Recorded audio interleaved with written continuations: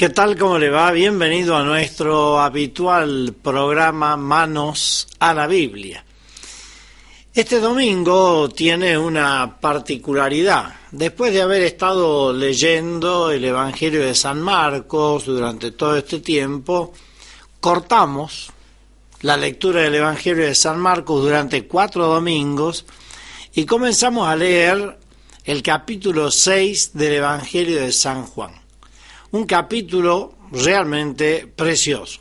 Pero vamos en primer lugar a la primera lectura de este domingo 17 durante el año, y que nos habla esta primera lectura del profeta Eliseo. Es como una introducción al evangelio de este domingo, que es el evangelio de la multiplicación de los panes. Leemos en el segundo libro de los Reyes. ¿Dónde está el libro de los Reyes? Vaya a su Biblia, Antiguo Testamento. Primero están los 5 primeros libros que forman el Pentateuco, Génesis, Éxodo, Levítico, Números, Deuteronomio. Después de esos 5 libros vienen lo que se llaman los libros históricos. Entre los libros históricos usted va a ver, por ejemplo, primero y segundo de Samuel, primero y segundo de Reyes, que es la historia de los reyes de Israel. En el segundo libro de los Reyes vamos a leer el capítulo 4.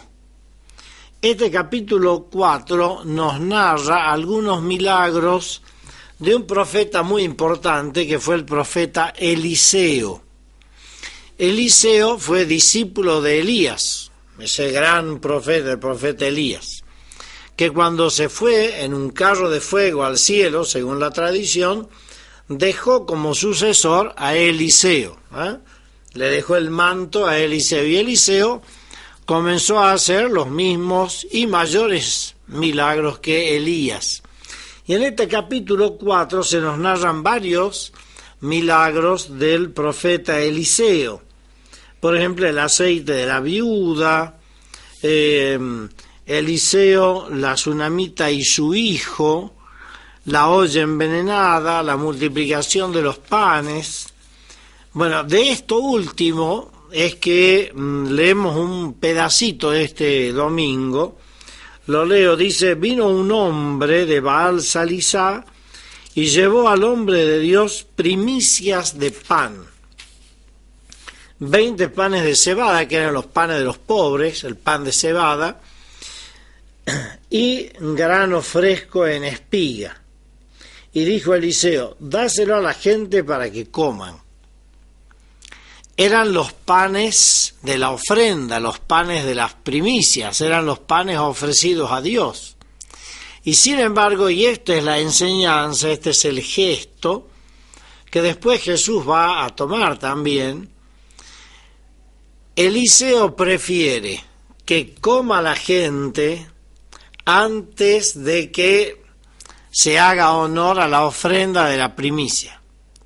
Diríamos, el profeta da el signo de que es preferible atender el hambre de la gente antes que hacer la ofrenda que mandaba la ley a hacer de las primicias al sacerdote, al templo.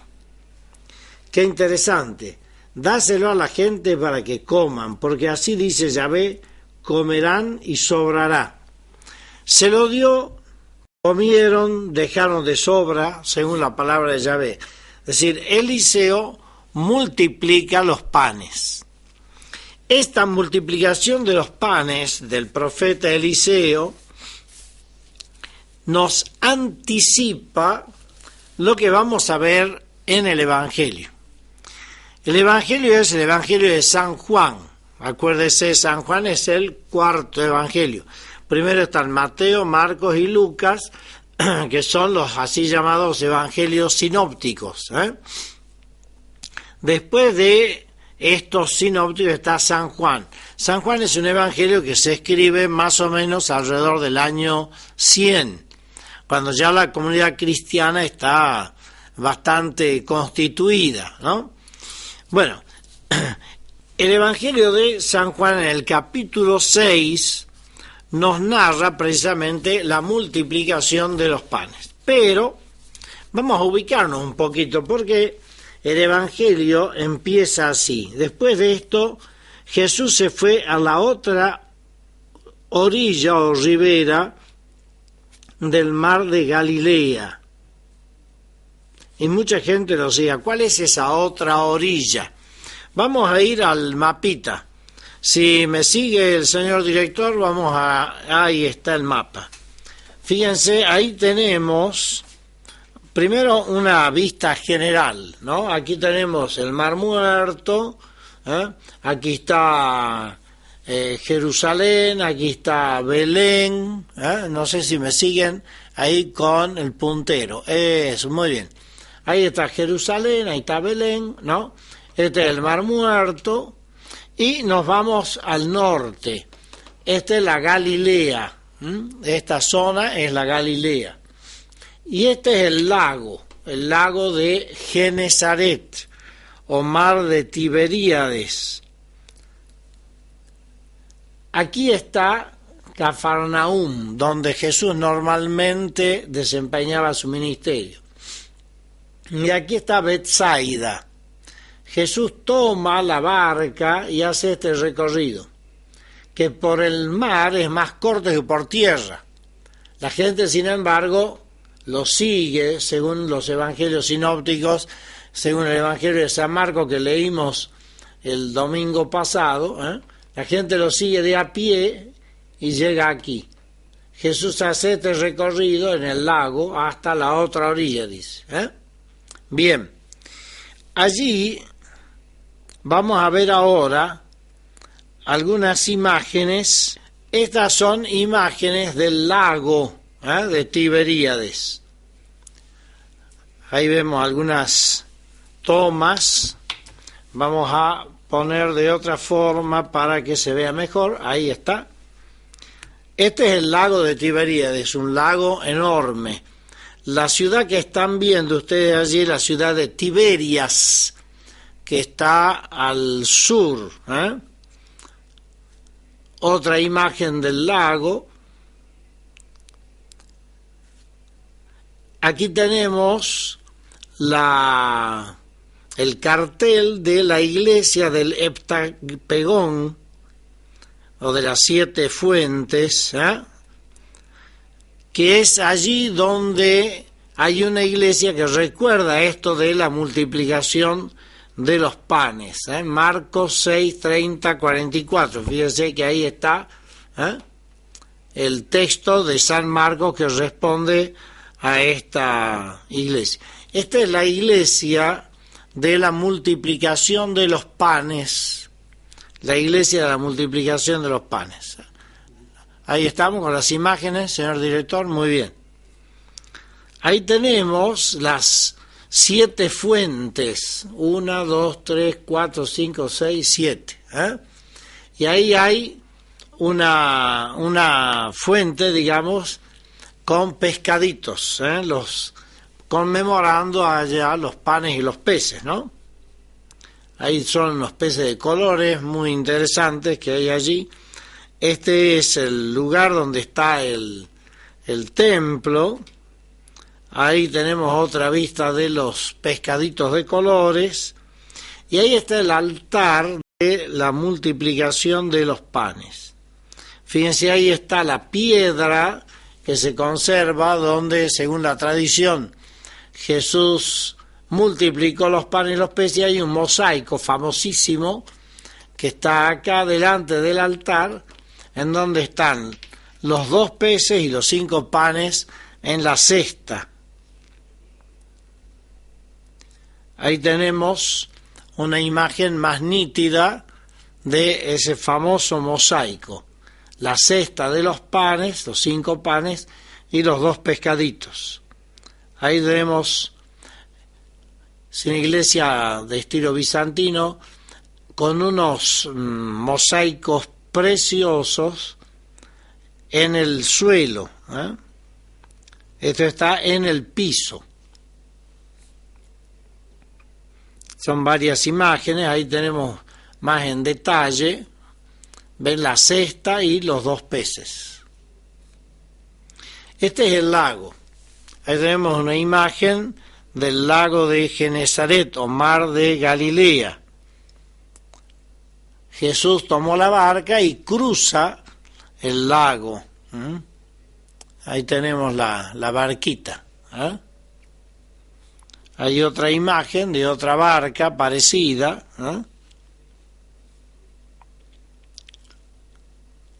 Ahí está la otra orilla de la que habla el Evangelio. Y esta es una imagen de la iglesia de la multiplicación de los panes en una localidad que se llama Tabga, junto al lago. Bien, volvemos al texto. Entonces, nos dice aquí el texto que después de esto Jesús se fue. Esta expresión después de esto es simplemente para dar paso al siguiente capítulo, ¿no? Es una expresión genérica que usa San Juan.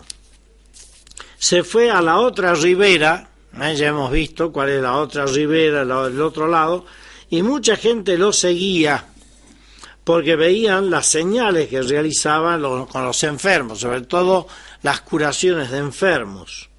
Subió Jesús al monte y se sentó allí en compañía de sus discípulos. Y aquí viene una primera observación que no es una observación meramente temporal, sino que es una observación que podríamos llamar teológica, porque San Juan escribe este texto pensando en la Eucaristía. La multiplicación de los panes está narrada en un ámbito eucarístico. Fíjense, la observación es: estaba próxima la Pascua, fiesta de los judíos. La Eucaristía es la nueva Pascua. Y esta Pascua hace referencia al paso de la esclavitud a la libertad que vivieron los judíos, que celebraban anualmente, en la cual el protagonista fue Moisés. Y el gran signo que tuvieron los judíos en el desierto es el maná. Ese maná del cual todos comieron en el desierto. Entonces, cuando San Juan habla de la Pascua, que estaba próxima a la Pascua, fiesta de los judíos, nos está ubicando no tanto en un contexto temporal, que también, ¿no es cierto?, pero no solo en eso, sino en un contexto teológico, en un contexto bíblico. Nos está hablando de quién es Jesús. Jesús es este nuevo Moisés que protagoniza una nueva Pascua del paso de la esclavitud del pecado a la libertad de la gracia, y que nos da un nuevo maná. Y ese maná es la Eucaristía. Por eso todo el texto, el relato, está armado en función de una mirada eucarística de esta multiplicación de los panes. ¿Qué hizo Jesús entonces cuando vio allí a toda la gente que lo seguía? Ya lo vemos enseguida, hacemos una pausita, ya regresamos.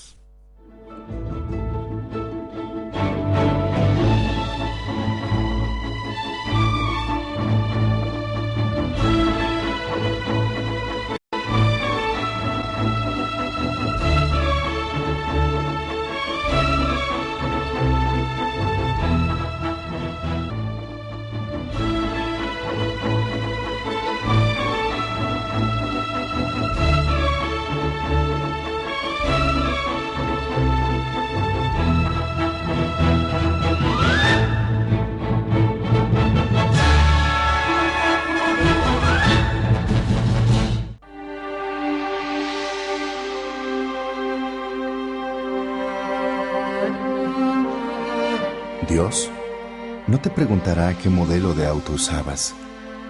Te preguntará ¿a cuánta gente llevaste? Dios no te preguntará los metros cuadrados de tu casa. Te preguntará ¿a cuánta gente recibiste en ella? Dios no te preguntará la marca de la ropa en tu armario. Te preguntará a cuántos ayudaste a vestirse. Dios no te preguntará cuán alto era tu sueldo.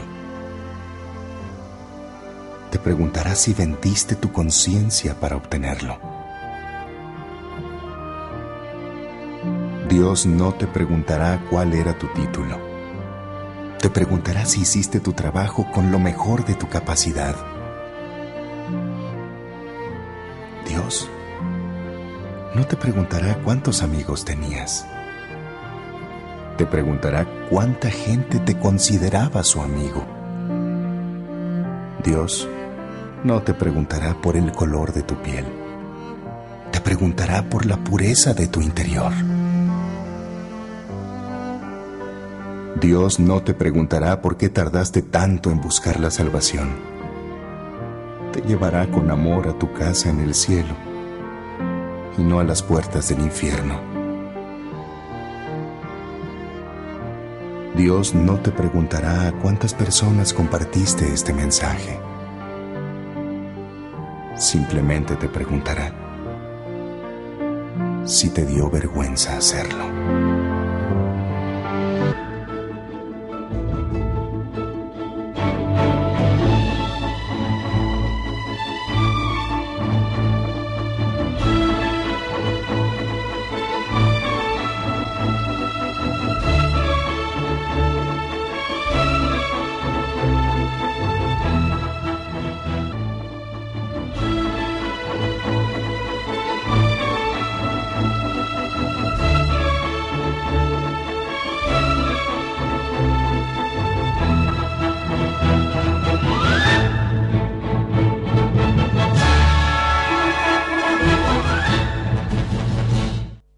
Muy bien, estamos de vuelta con esto que es Manos a la Biblia.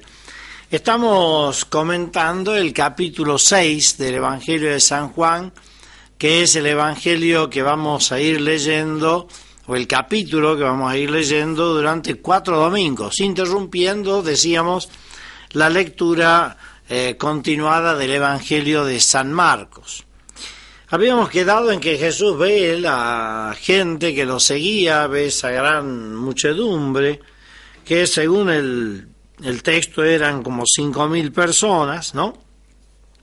Y entonces, al levantar los ojos, ve que venía y le dice a Felipe, cuando ve toda esa gente, le dice a Felipe. Felipe era de Betsaida, el lugar que hemos indicado. Seguramente que le dice a Felipe por la proximidad con el lugar, porque él conocía, ¿no? Y como dice también el texto, lo decía para ponerlo a prueba.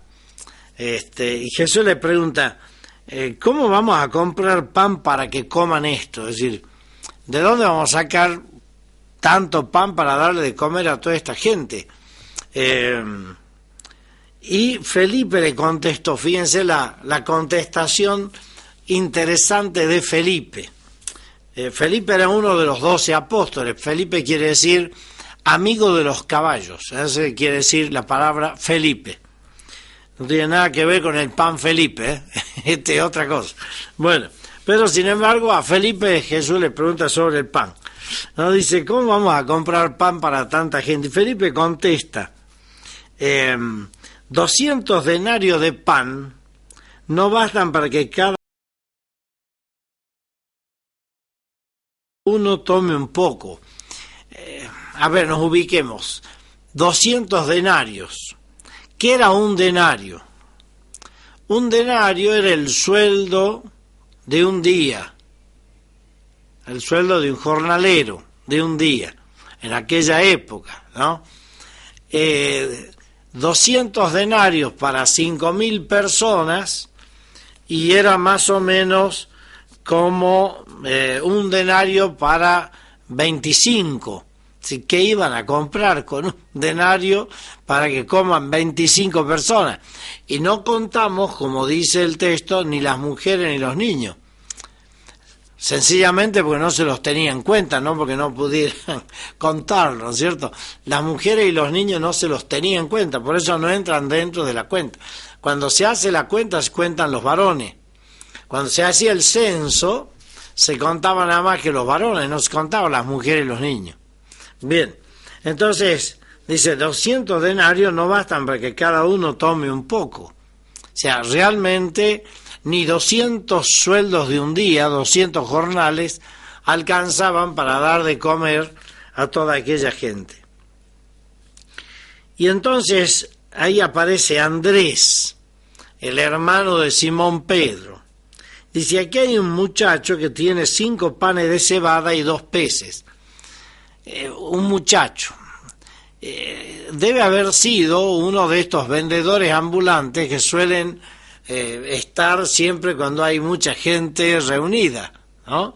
Un chico que vendía panes de cebada con pescado. El pescado era un pescado asado, ya venía preparado previamente y se lo ponía arriba del pan, y eso es lo que vendían, 5 panes y 2 pedazos de pescado como para untar los panes. Era pescado o carne, el nombre griego no interesa.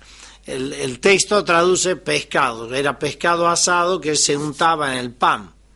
Entonces le dice, bueno, tiene aquí 5 panes de cebada, ¿qué es esto para tanta gente? Nada. Digamos, si le compramos a este chico, tampoco alcanza. Dice, ¿de dónde vamos a sacar? Pero Jesús sabía, ¿no?, lo que iba a hacer. Lo dice en el versículo 6. Se lo decía para probarle, porque él sabía lo que iba a hacer. Jesús estaba ya sabiendo que iba a hacer el milagro. Y dice Jesús, hagan sentar a la gente. Había en el lugar mucha hierba. Se sentaron, eran unos 5.000. Ahí está el número de personas que seguían a Jesús. Un número grande, ciertamente 5.000 personas es mucha gente, ¿no? No era difícil que haya tanta gente. En la época anterior a Jesús había habido también uno que juntó como 30.000. Eran por ahí movimientos de gente que estaba buscando como, porque lo vamos a ver después, como alguien que los liderara para salir de la situación en que estaban.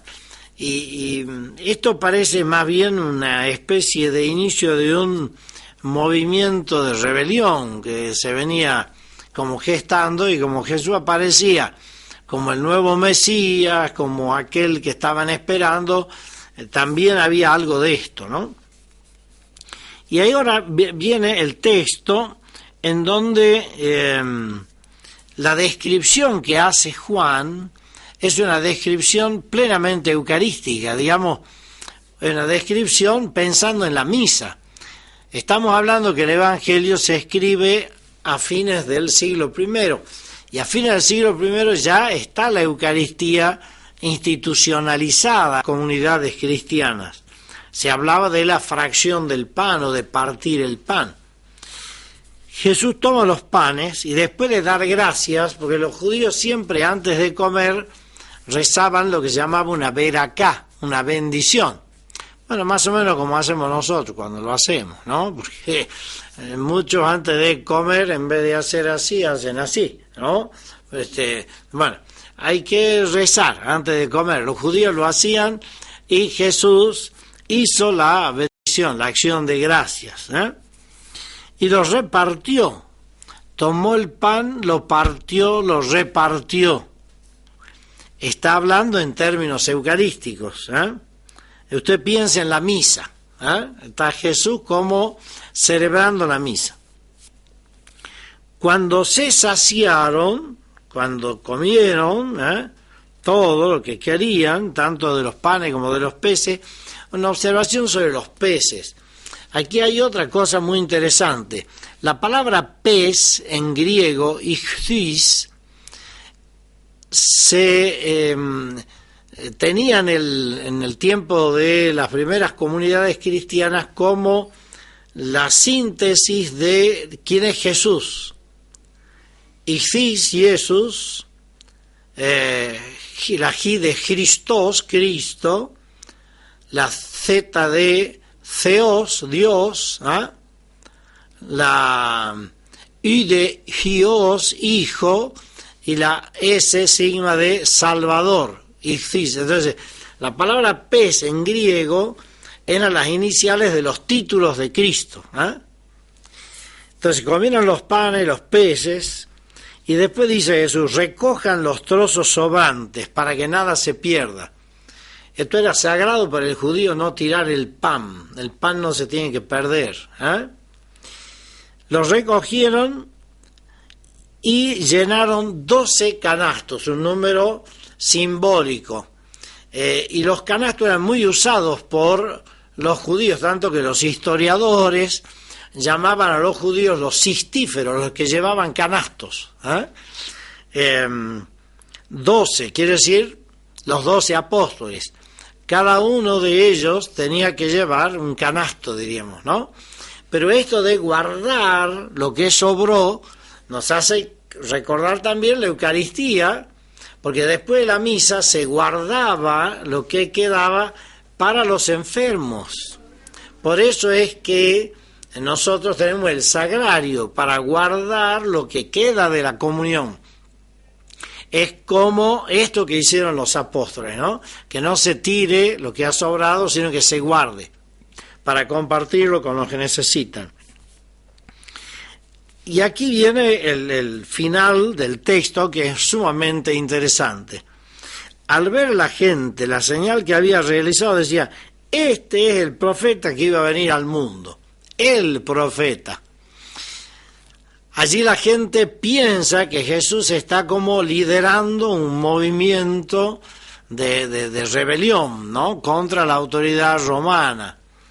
Entonces, Jesús, ¿qué hace? Fíjese cómo termina. Dice, dándose cuenta de que intentaban venir para tomarlo y hacerlo rey, huyó de nuevo a la montaña él solo. La gente se confunde, no lee el signo, piensa que Jesús es un caudillo político porque había multiplicado los panes, se presentaba como el profeta que hacía milagros, ¿no? Entonces la gente lo toma como el gran caudillo que apareció. Jesús no está de acuerdo con esa lectura y se va inmediatamente, se escabulle y se va a la montaña él solo.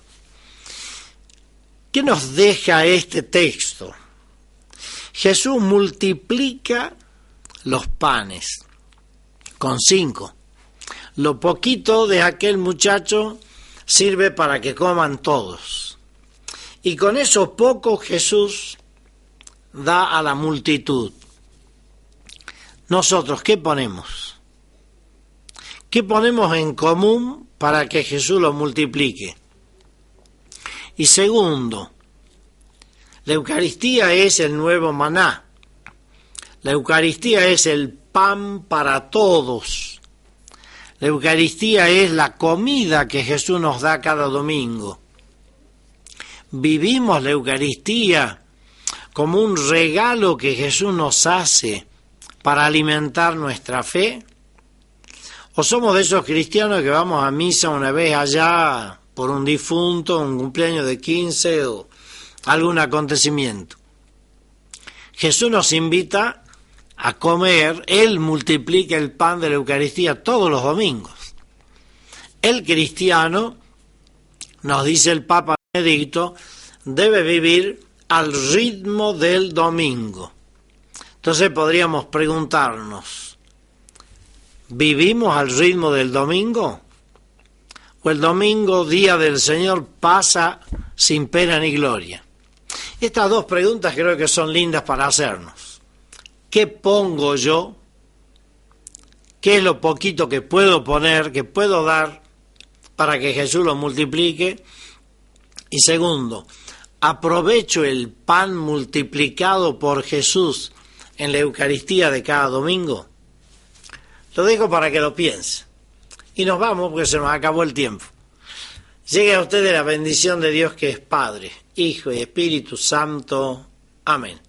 Hasta la próxima, si Dios quiere. Muchas gracias.